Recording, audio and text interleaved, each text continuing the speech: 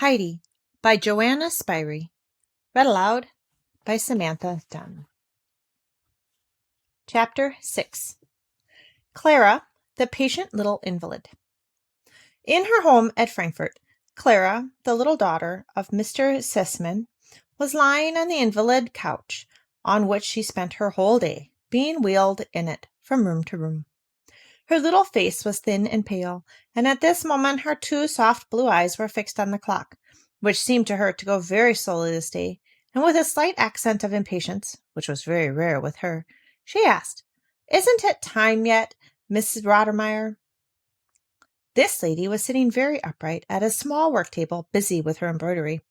She wore a dome-shaped headpiece which made her look very solemn and dignified. For many years past, since Clara's mother had died, the housekeeping and superintendence of the servants had been entrusted to Miss Rottermeier. The father, who was often away from home, left her in sole charge, with the condition only that his little daughter should have a voice in all matters, and that nothing should be done against her wish. As Clara was putting her impatient question for the second time, Deet and Heidi arrived at the front door. Tinette, the maid, in a dainty cap and apron, ushered them upstairs into the library. Deet remained standing politely near the door, still holding Heidi tightly by the hand, for she did not know what the child might take it into her head to do amid these new surroundings. Miss Rottermeier rose slowly and went up to the little new companion for the daughter of the house, to see what she was like. She did not seem very pleased with her appearance. Heidi was dressed in her plain little woolen frock, and her hat was an old straw one bent out of shape. The child looked innocently out from beneath it, gazing with unconcealed astonishment at the lady's towering headdress. "What is your name?" asked Miss Rottermeier, after examining the child for some minutes, while Heidi, in return, kept her eyes steadily fixed upon the lady. "Heidi," she answered in a clear, ringing voice. What? That's no Christian name for a child. You were not christened that. What name did they give you when you were baptized?" continued Miss Rottermeier. "I do not remember," replied Heidi. "What a way to answer," said the lady, shaking her head. "Deet, is this child a simpleton or only saucy?" "If the lady will allow me, I will speak for the child, for she is very unaccustomed to strangers," said Deet, who had given Heidi a silent poke for making such an unsuitable answer. "She is certainly not stupid, nor yet saucy. She speaks exactly as she thinks. This is the first time she has ever been in a gentleman's house. She does not know good manners, but she is very willing to learn. She was christened Adelaide, after her mother, my sister, who is now dead." "Well, that's a name that one can pronounce," remarked Miss Rottermeier. "But I must tell you, Deet, that I am astonished to see so young a child. I told you that I wanted a companion of the same age as the young lady of the house, one who could share her lessons and all other occupations. Miss Clara is now over 12. What age is this child?" "If the lady will allow me," began Deet again, in her usual fluent manner. "I myself had lost count of her exact age. She is certainly a little younger, but not much. I cannot say precisely, but I think she is 10 or thereabouts."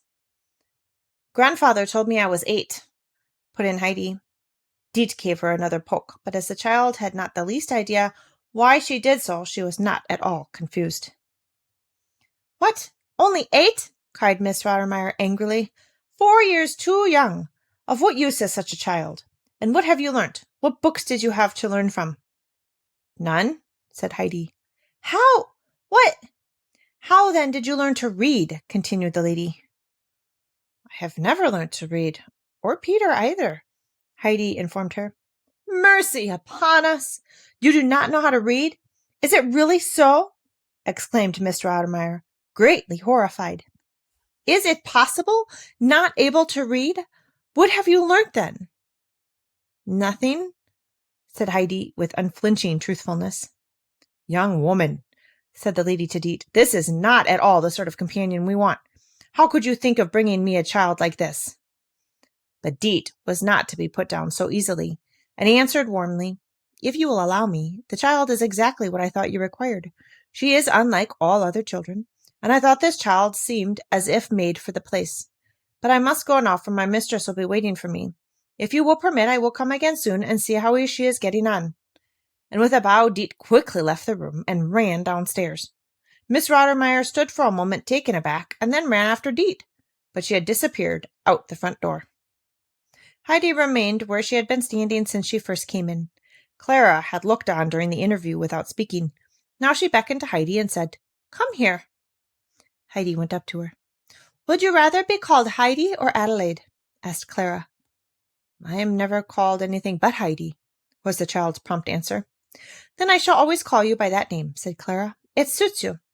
I have never heard it before, but neither have I ever seen a child like you before. Have you always had that short, curly hair?" "Yes, I think so," said Heidi. "Are you pleased to come to Frankfurt?" went on Clara. "No, but I shall go home again tomorrow and take grandmother a white loaf," explained Heidi. "Well, you are a funny child," exclaimed Clara. "Don't you know you were sent for to come here and stay with me and share my lessons? They are dreadfully dull, and I think the morning will never pass away. My tutor comes every morning at about 10 o'clock, and then we go on with lessons till 2, and it does seem such a long time. Sometimes he takes up the book and holds it close up to his face as if he were very short-sighted, but I know it's only because he wants to gape. And Miss Rottermeier takes her large handkerchief out also now and then and covers her face with it as if she was moved by what we had been reading, but that is only because she is longing to gape too. And I myself often want to gape, but I dare not, for if Miss Rottermeier sees me gaping, she runs off at once and fetches the cod liver oil and says I must have a dose, as I am getting weak again, and the cod liver oil is horrible. But now it will be much more amusing, for I shall be able to lie back and listen while you learn to read." Heidi shook her head doubtfully when she heard of learning to read. "Oh, nonsense, Heidi. Of course you must learn to read. Everybody must. And my tutor is very kind and never cross, and he will explain everything to you. But mind, when he explains anything to you, you won't be able to understand. But don't ask any questions, or else he will go on explaining, and you won't understand less than ever. Later, when you have learnt more and know about things yourself, then you will begin to understand what he meant." Miss Rottermeier now came back into the room. She had not been able to overtake Deet and was evidently very much put out. She walked backwards and forwards in a state of agitation between the study and the dining room, and began scolding the butler. "Make haste, Sebastian, or we shall get no dinner today at all," she said. Then, hurrying out, she called to Tinette to see that the bedroom was prepared for the little girl who had just arrived. Meanwhile, Sebastian had flung open the folding doors leading into the dining room with rather more noise than he need, for he was feeling cross, although he did not dare answer back when Miss Rottermeier spoke to him. He went up to Clara's chair to wheel her into the next room. Heidi stood staring at him. Seeing her eyes fixed upon him, he suddenly growled out, "Well, what is there in me to stare at like that?" Which he would certainly have not done if he had been aware that Miss Rottermeier was just then entering the room. "You look so like Peter," answered Heidi. The housekeeper clasped her hands in horror. "Is it possible?" she stammered half aloud. "She is now addressing the servant as if he were a friend? I never could have imagined such a child." Sebastian wheeled the couch into the dining room and helped Clara onto her chair. Miss Rottermeier took the seat beside her and made a sign to Heidi to take the one opposite. Beside Heidi's plate lay a nice white roll, and her eyes lighted up with pleasure as she saw it. When Sebastian came up to her side and handed her the dish of fish, she looked at the roll and asked, "Can I have it?" Sebastian nodded, and Heidi immediately seized the roll and put it in her pocket. Sebastian stood remaining standing beside Heidi. It was not his duty to speak, nor to move away until she had helped herself. Heidi looked wonderingly at him for a moment or two, and then said, "Am I to eat some of that too?" Sebastian nodded again. "Well, give me some then," she said, looking calmly at her plate. "I see I shall have to teach you the first rules of behavior," said the housekeeper, with a sigh. "You must not speak to Sebastian at table or at any other time, unless you have an order to give him. And then you are not to address him as if he was someone belonging to you.